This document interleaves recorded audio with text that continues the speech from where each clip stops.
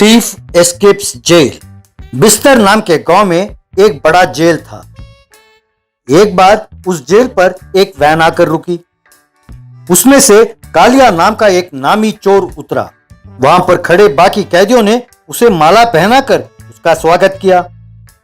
एक कैदी, कालिया दादा, आपका स्वागतम सुस्वागतम।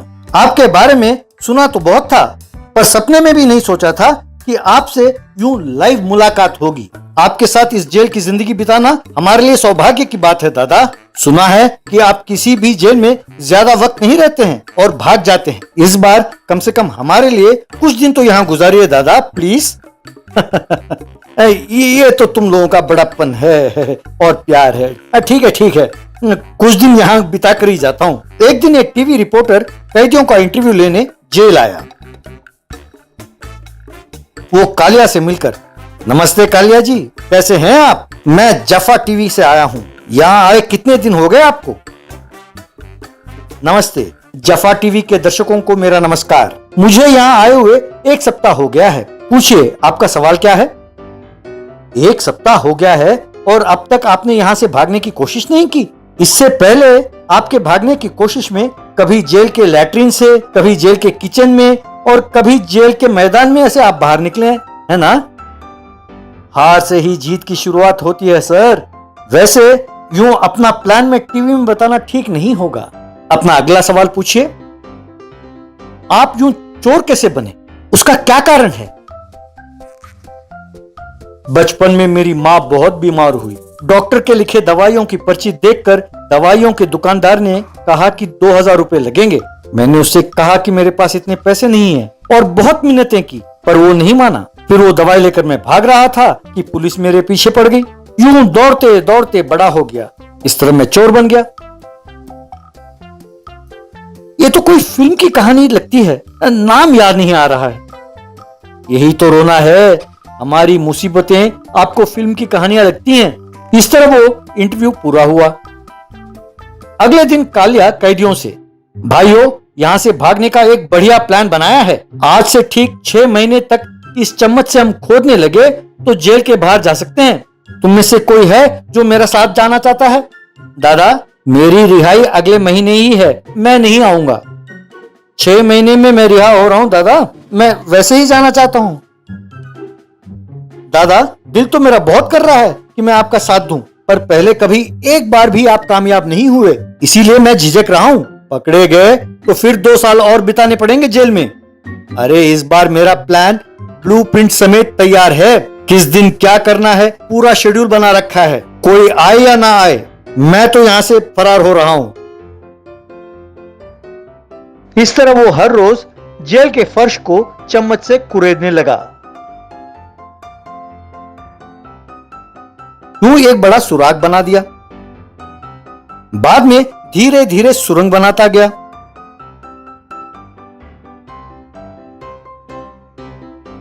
यूं 6 महीने बीत गए।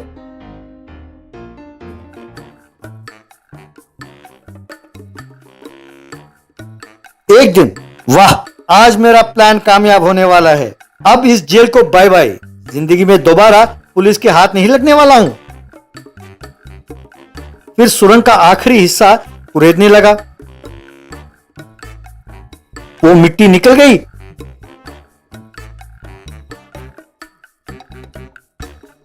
तो उस एक सुराग से बाहर उठा।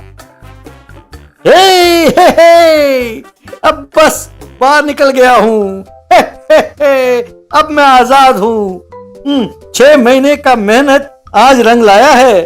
आई am a free bird now. I am a free bird now. I am a free bird now. बाहर निकल कर देखा तो वो एक पुलिस थाने पर था। एसआई ने उसे पकड़कर, क्यों कालिया, फिर से भागने की कोशिश कर रहे हो? हाँ? तुम ऐसे ही कोशिश करते रहे तो एक दिन गिनीज बुक में तुम्हारा नाम आना निश्चित है, कहकर सब पुलिस वालों ने उसको खूब मारा। कालिया फिर जेल में चला गया। अमीर गरीब। परमेश मिश्रा नाम का एक बड़ा बिजनेसमैन रहता था।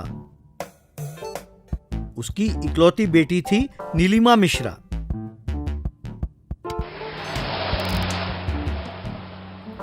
नीलिमा को उन लोगों पर बहुत गुस्सा आता था जो औरतों की अवहेलना करते थे या झूठ बोलते थे। एक बार परमेश मिश्रा ने विनय नाम के एक युवक को इंटरव्यू किया। वो विनय की सूझबूझ से काफी प्रभावित हुआ। Very good Vinay, you are appointed as sales head कहकर हाथ मिलाया।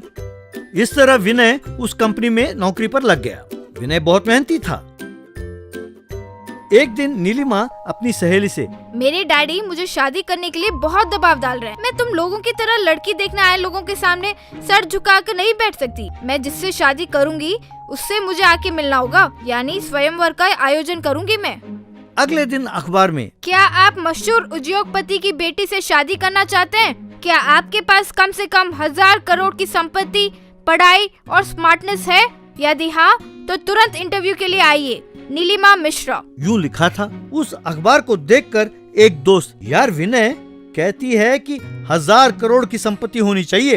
अरे वाह, जो इससे शादी करेगा वो बहुत खुशनसीब होगा यार। इसको राजी करना बहुत मुश्किल है। ये कितनी होशियार है। मैं तभी समझ गया था जब इसने पेपर में ऐड दिया। ऐसे लोगों को आसानी से मना सकते हैं। हाँ, तो ठीक है, तुम उसे जाकर शादी के लिए राजी करो।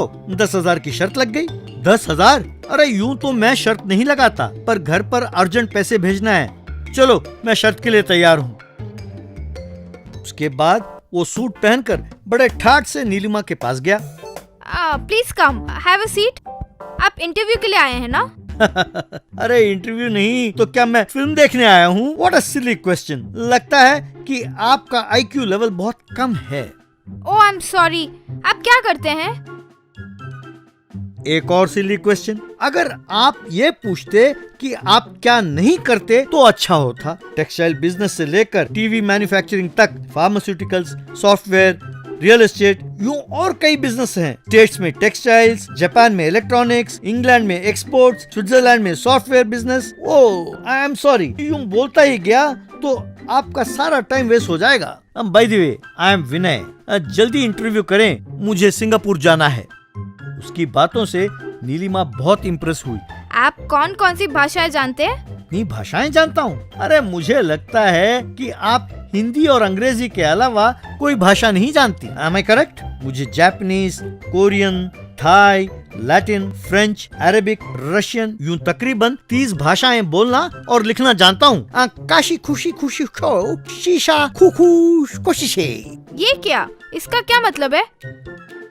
ये स्वाहिली भाषा है। इसका मतलब है आप बहुत सुंदर हो। ये बात सुनकर वो पिघल गई। वाव, आप बहुत अच्छा बोलते हैं, पर जब तक हम 2-4 बार और न मिल लें, एक दूसरे को समझना मुश्किल है। तभी मैं कोई निर्णय ले सकूंगी। कल शाम को पार्क में मिले। यानी मेरा 10,000 गया? 10,000 क्या? वो 10,000 नहीं, 10,000 करोड़ की डील के बारे में सोच रहा था।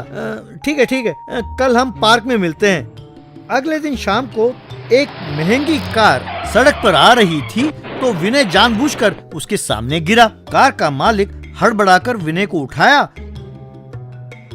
और उसे कार में बिठाया। सॉरी सर, पानी पियेंगे? कौन सा अस्पताल जाना है बताइए? कितना मर्जी खर्च हो, कोई बात नहीं। अरे अस्पताल की जरूरत नहीं है सर, थोड़ी चोट लगी है। जरा उस पार्क के पास उतार दीजिए प्लीज।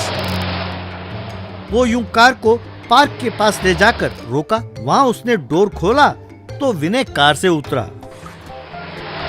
वाव, कार तो बहुत बढ़िया है। आपका ड्राइवर भी सूट पहनता है। मेरे पास काम करने वालों को सूट पहनना होता है, वरना मैं उन्हें नौकरी पर नहीं रखता। ये कार सबसे सस्ता है। इसकी कीमत केवल 5 करोड़ है। ड्राइवर ने मांगा तो मैंने उसे दे दिया। हर रोज कोई ना कोई आकर कार दान करने के लिए कहता रहता है। अब अपने पास काम करने वालों का ख्याल तो रखना ही पड़ता है ना। ये सुनकर नीलिमा ने फैसला कर लिया कि इसी से शादी करेगी। उसने तुरंत, आप मेरे साथ फौरन आइए प्लीज, कहकर उसे अपने साथ ले गई। यूं उसे एक बंगला के पास ले गई। हमारा घर आपके घर जितना बड़ा तो नहीं होगा, पर मेरे पिताजी भी एक बिजनेसमैन है। उनका नाम है श्री परमेश मिश्रा। क्या? परमेश मिश्रा? आप उनकी बेटी हैं? हाँ, क्यों? क्या आप उन्हें जानते हैं? वो देखिए, बातों बातों में डैडी आ गए। डैडी, दिस इज विनय। हाय विनय, मैं विनय को क्यों नहीं जानता? मैं इसे अच्छी तरह जानता हूँ। क्या आप विनय को जानते हैं? कैसे कैसे जानते हैं? क्यों विनय, आप अपने डैडी को जानते हैं? अरे एक बार लंदन में मेरा फ्लाइट मिस हो गया था, तो इसने अपने प्राइवेट फ्लाइट में मुझे लिफ्ट दिया था, और एक और बार बिना ब्याज के पूरे 1000 करोड़ रुपए इसने मुझे उधार दिया है। सर, मैं आपके हाथ जोड़ता हूँ सर, घर अर्जेंट 10,000 रुपए भेजने के चक्कर में मैं ये गलती कर बैठा सर। सॉरी नीलिमा, मैंने तुमसे झूठ बोला था, मुझे माफ कर देना। नीलिमा बेटे, विनय अपने कंपनी में ही काम करता है, बहुत अच्छा लड़का है, मेहनती है, जिंदगी में आगे बढ़ने के सारे लक्षण हैं उसके पास। उसके पास पैसे नहीं हैं, पर हमारी कंपनी को 10 गुना बढ़ाने के सारी सूझबूझ उसके पास हैं। तुम्हें एतराज ना हो तो उससे शादी कर लो बेटा। नीलिमा मान गई तो शादी बड़ी धूमधाम से हुई।